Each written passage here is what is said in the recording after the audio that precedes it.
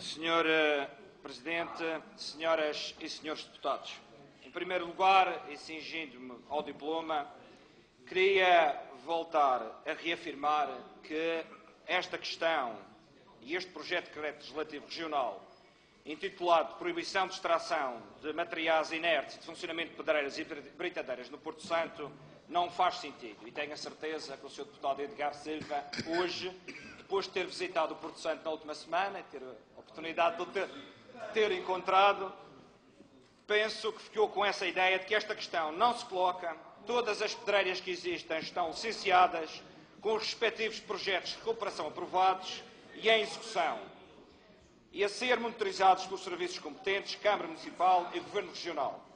Existem 4, todas legalizadas, só 2 estão a funcionar e a 10% da sua capacidade, devido, como sabem, à quebra na construção civil e consequente aumento do desemprego na ilha do Porto Santo, que tanto preocupa os deputados da oposição. Volto a reafirmar que em 1997-98 haviam 5 pedreiras ilegais e que em 2000 foram notificados os proprietários das mesmas que, ao abrigo de uma norma transitória do PDM de Porto Santo, do qual me orgulho de ter colaborado na sua elaboração, por uma norma transitória que levou a que no prazo de 5 anos eles fossem obrigados a legalizar as mesmas, visto terem a localização aprovada pela Câmara e não o fazendo neste período. Esse deferimento de 4 anos, esse deferimento, portanto, as pedreiras automaticamente seriam fechadas. Ora, perante este quadro concreto, é incompreensível e impossível de compreender esta proposta do PCP, pois os industriais desta atividade tiveram custos e tudo fizeram para legalizar as mesmas de acordo com as leis em vigor e legislação para o efeito, cumprindo todas as normas exigidas por lei, não podendo agora serem impedidos de desenvolver a sua legítima e legal atividade. Não posso aceitar, volto a referir, nem compreender a proposta do PCP, nem as considerações que levam à apresentação desta proposta, pois não aceito que este tipo de atividade seja mais complicada e sensível no Porto Santo do que em qualquer outra parte da região autónoma da Madeira. É uma atividade necessária, fundamental para a economia do Porto Santo e deve estar devidamente licenciada, como é o caso. Portanto, resumindo e concluindo, o PSD Madeira contesta de forma categórica as afirmações que foram produzidas pelo PCP no preâmbulo deste projeto de decreto legislativo regional, onde se diz que, não obstante os sucessivos compromissos assumidos por parte do Governo para tentar limitar ao máximo quer a extração de inertes, quer o funcionamento de infraestruturas de transformação de materiais, nada foi feito nesse sentido para limitar ou abrandar o exercício deste tipo de atividade que, na opinião do PCP, são nocivas para a ilha, como atrás já referi. Posto isto, o Grupo Parlamentar do PSD discorda totalmente desta visão do PCP Madeira e duvida, volto a referir, que a mesma seja acompanhada pelo Sindicato da Construção Civil da Madeira, pois o facto destas 2 pedreiras estarem neste momento paradas e 2 delas a funcionar a 10%, volto a referir que colocaram no desemprego diretamente pelo menos 30 trabalhadores, o que para a economia do Porto Santo é muito significativo. Refutamos a ideia de que a construção civil prejudica o turismo. Refutamos que a extração de inertes seja prejudicial ao Porto Santo. Refutamos a ideia de que, para fazer obras no Porto Santo, os inertes tenham que ser explorados ou exportados da Madeira ou de outras paragens, o que iria ter custos elevados e incomportáveis nos dias de hoje. Lamentamos que, com esta iniciativa, o PCP, pura e simplesmente, queira matar a construção civil no Porto Santo, inviabilizar a construção de novas moradias ou unidades hoteleiras na ilha, bem como o términos do Hotel Columbus Resort. Posto isto, o PSD, como é evidente, votará desfavoravelmente a esta proposta. Respondendo agora sim às questões que aqui me foram colocadas, em relação ao Sr. Deputado do CDS, gostava de dizer que nem tudo termina no PDM. Isso é verdade.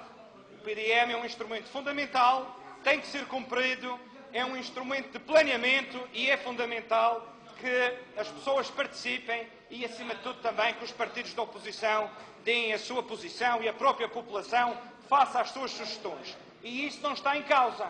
Agora, o que é mais fácil, Sr. Deputado Roberto Rodrigues, é quando não há PDM. Porque quando não há PDM, podem-se comprar terrenos de qualquer maneira, tendo a perspectiva de que quando o PDM for aprovado, esses terrenos poderão passar a zona edificante. E é isso que eu nunca permiti. Mas, Sr. Deputado, gostava também de dizer que, em relação ao PDM, uma das propostas do PSD Porto Santo foi a elaboração do PDM, porque eu não queria, nem aceitava que os investidores que se deslocassem ao Porto Santo estivessem dependentes da boa ou má disposição do Presidente da Câmara para fazer os seus investimentos. Com a elaboração do PDM, o que eu pretendi foi criar regras claras que quem quisesse investir no Porto Santo soubesse como, quando e aonde poderia investir, que era uma coisa que não acontecia até aí. Isto para lhe responder, Sr. Deputado, às questões que foram levantadas. Em relação ao Sr. Deputado Carlos Pereira, eu devo dizer, Sr. Deputado Carlos Pereira, que eu não admito, mas não admito mesmo, que o senhor me mande calar. Eu não admito que o Sr. Deputado me mande calar. Eu, quando Presidente da Câmara, quando ia almoçar e quando dava os resumos dos plenários, eu via o Sr. Deputado gritar. Gritava, dizia mal dos autarcas, de tudo o que mexia, mas poucas propostas lhe veio fazer. E mais espantado, Sr. Deputado, e mais espantado fiquei quando o vi ser candidato à Câmara do Funchal. Fiquei espantado. Como é que o deputado Carlos Pereira vai ser candidato a Presidente da Câmara do Funchal? Mas que grande ego que o deputado Carlos Pereira tinha e achava que poderia ganhar a Câmara do Funchal.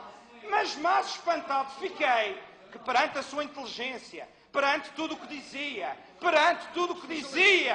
que eu via quando ia almoçar no rádio, na RDP Madeira, passa publicidade, quando tomei conhecimento que o Sr. Deputado tinha perdido o seu mandato por falta de entrega da declaração no Tribunal Constitucional.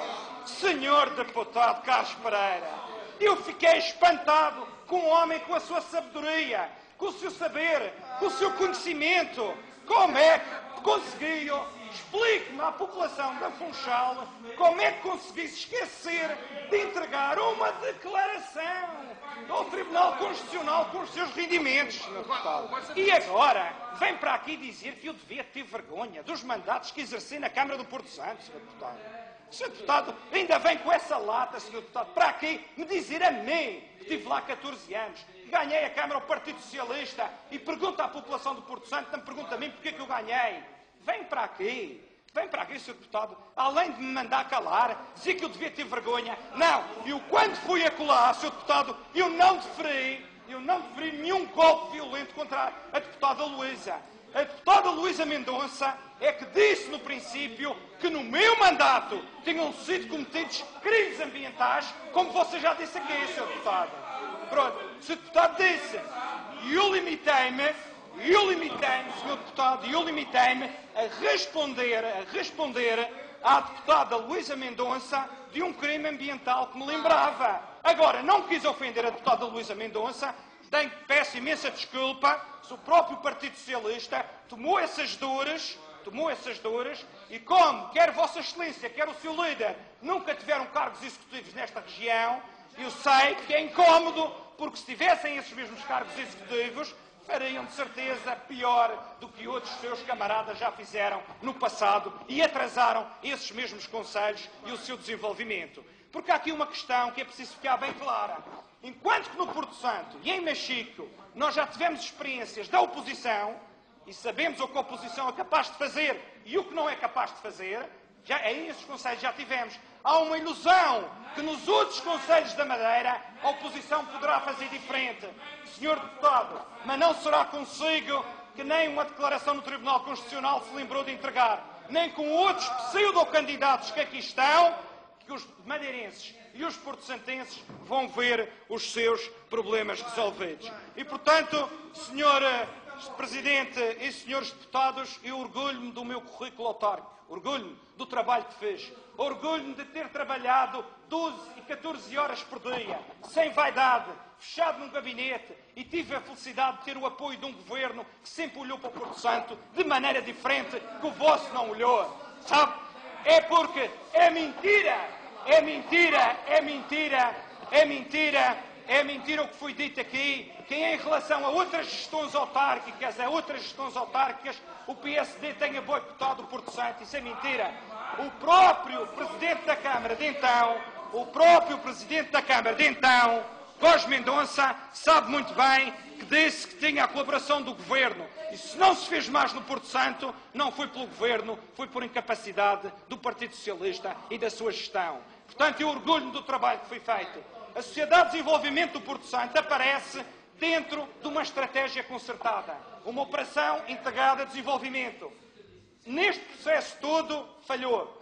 Houve situações que falharam, reconhecemos, mas há muita obra feita. Há muita obra que orgulha os porto-santenses. Há muita obra que orgulha aquela terra que se desenvolveu e que se afirmou. Passamos momentos difíceis, passamos.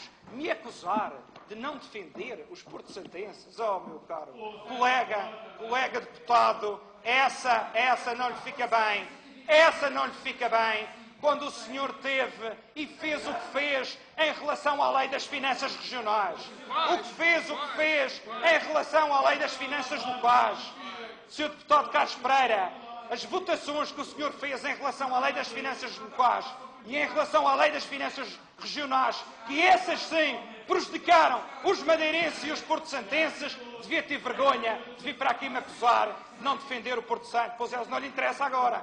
Mas sabe que eu, quando Vossa Excelência estava a falar, eu ouvi.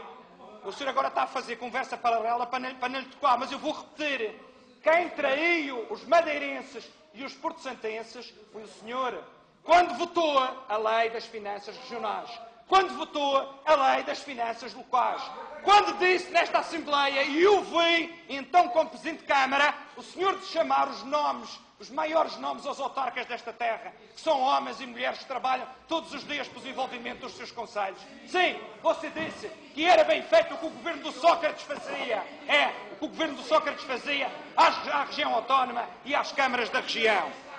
E as senhoras e meus senhores, eu aceito, eu sei, Sr. Deputado, eu sei